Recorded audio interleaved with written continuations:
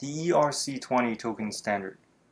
The first standard was introduced in November 2015 by Fabian Vogelsteller as an Ethereum request for comments (ERC). It was automatically assigned GitHub issue number 20, giving rise to the name ERC20 token.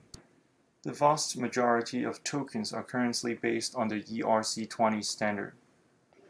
The ERC20 request for comments eventually became Ethereum Improvements Proposal 20, EIP-20, but it is mostly still referred to by the original name ERC20.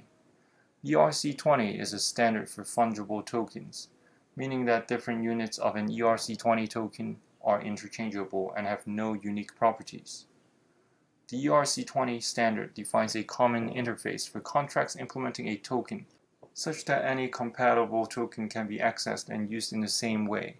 The interface consists of a number of functions that must be present in every implementation of the standard, as well as some optional functions and attributes that may be added by developers. ERC20 required functions and events. An ERC20 compliance token contract must provide at least the following functions and events. 1. Total supply. Returns the total units of this token that currently exists. ERC20 tokens can have a fixed or a variable supply. 2. Balance off. Given an address, returns the token balance of that address. 3. Transfer. Given an address and amount, transfers that amount of tokens to that address from the balance of the address that executed the transfer. 4. Transfer from. Given a sender, recipient, and amount, transfers tokens from one account to another, used in combination with approve. 5. Approve.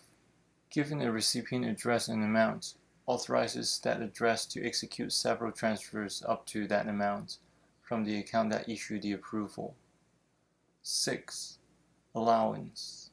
Given an owner address and a spender address, returns the remaining amounts that the spender is approved to withdraw from the owner. Transfer. Event triggered upon a successful transfer. Approval. Event logged upon a successful call to approve. ERC20 optional functions. In addition to the required functions listed in the previous section, the following optional functions are also defined by the standard. 1. Name. Returns the human-readable name of the token, for example, US dollars. 2. Symbol. Returns a human-readable symbol for the token, for example, USD. 3. Decimals.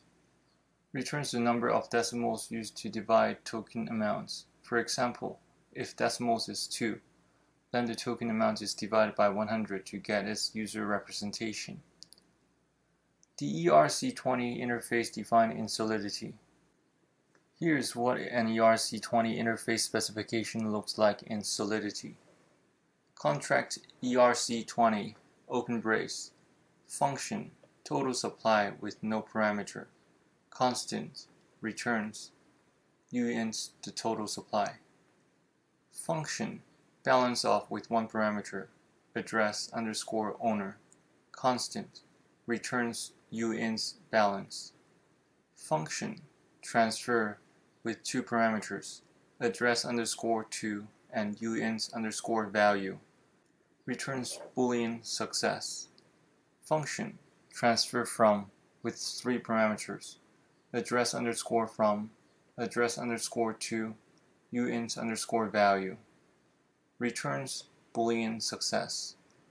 Function approve with two parameters, address underscore spender and uint underscore value. Returns Boolean success. Function allowance with two parameters, address underscore owner, address underscore spender. Constant returns uint remaining. Event transfer with three parameters, address indexed underscore from, address indexed underscore to, and uint underscore value.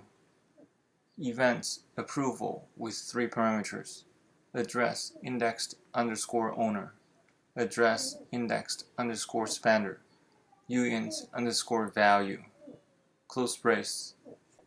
ERC20 data structures.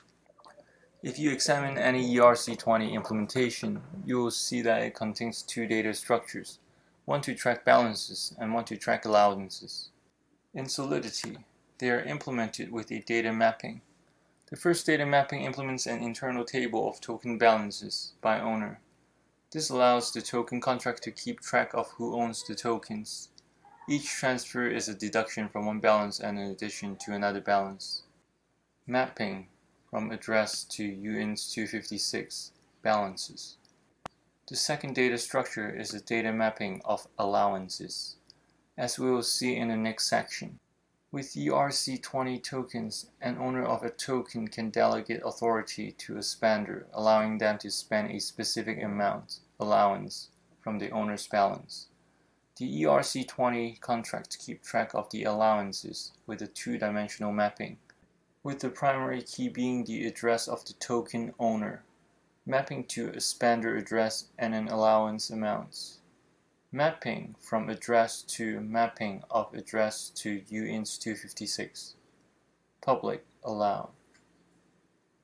ERC20 workflows: transfer and approve and transfer from. The ERC20 token standard has two transfer functions. You might be wondering why. ERC20 allows for two different workflows. The first is a single transaction, straightforward workflow using the transfer function. This workflow is the one used by wallets to send tokens to other wallets. The vast majority of token transactions happen with the transfer workflow. Executing the transfer contract is very simple. If Alice wants to send 10 tokens to Bob, her wallet sends a transaction to the token contract's address, calling the transfer function with Bob's address and 10 as the arguments. The token contract adjusts Alice's balance, -10, and Bob's balance, +10, and issues a transfer event. The second workflow is a two-transaction workflow that uses approve followed by transfer from. This workflow allows a token owner to delegate their control to another address. It is most often used to delegate control to a contract for distribution of tokens, but it can also be used by exchanges. For example, if a company is selling tokens for an ICO, they can approve a crowd sale contract address to distribute a certain amount of tokens. The crowd sale contract can then transfer from the token contract owner's balance to each buyer of the token, as illustrated below. Notes: an initial coin offering (ICO) is a crowdfunding mechanism used by companies and organizations to raise money by selling tokens. The term is derived from initial public offering (IPO), which is the process by which a public company offers shares for sale to investors on a stock exchange. Unlike the highly regulated IPO markets, ICOs are open, global, and messy. The examples and explanations of ICOs in this book are not an endorsement of this type of fundraising. For the approve and transfer from workflow, two transactions are needed. Let's say that Alice wants to allow the Alice ICO contract to sell 50% of all the Alice coin tokens to buyers like Bob and Charlie. First, Alice launches the Alice coin ERC20 token, issuing all the Alice coin to her own address. Then, Alice launches the Alice ICO contract that can sell tokens for Ether. Next, Alice initiates the approve and transfer from workflow. She sends a transaction to the Alice coin contract, calling approve with the address of the Alice ICO contract, and 50% of the total supply as arguments. This will trigger the approval event. Now the Alice ICO contract can sell Alice coin. When the Alice ICO contract receives Ether from Bob, it needs to send some Alice coin to Bob in return. Within the Alice ICO contract is an exchange rate between Alice coin and Ether. The exchange rate that Alice set when she created the Alice ICO contract determines how many tokens Bob will receive for the amount of Ether sent to the Alice ICO contract. When the Alice ICO contract calls the Alice coin transfer from function, It sets Alice's address as the sender and Bob's address as the recipient, and uses the exchange rate to determine how many Alice coin tokens will be transferred to Bob in the value field. The Alice coin contract transfers the balance from Alice's address to Bob's address and triggers a transfer event.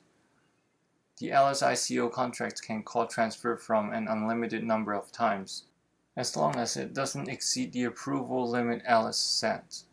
The Alice ICO contract can keep track of how many Alice coin tokens it can sell by calling the allowance function.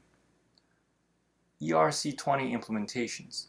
While it is possible to implement an ERC20 compatible token in about 30 lines of Solidity code, most implementations are more complex.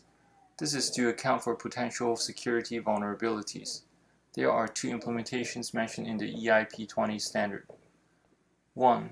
Consensus EIP20, a simple and easy-to-read implementation of an ERC20 compatible token. 2. Open Zeppelin Standard Token. This implementation is ERC20 compatible, with additional security precautions. It forms the basis of Open Zeppelin libraries implementing more complex ERC20 compatible tokens with fundraising caps, auctions, vesting schedules, and other features.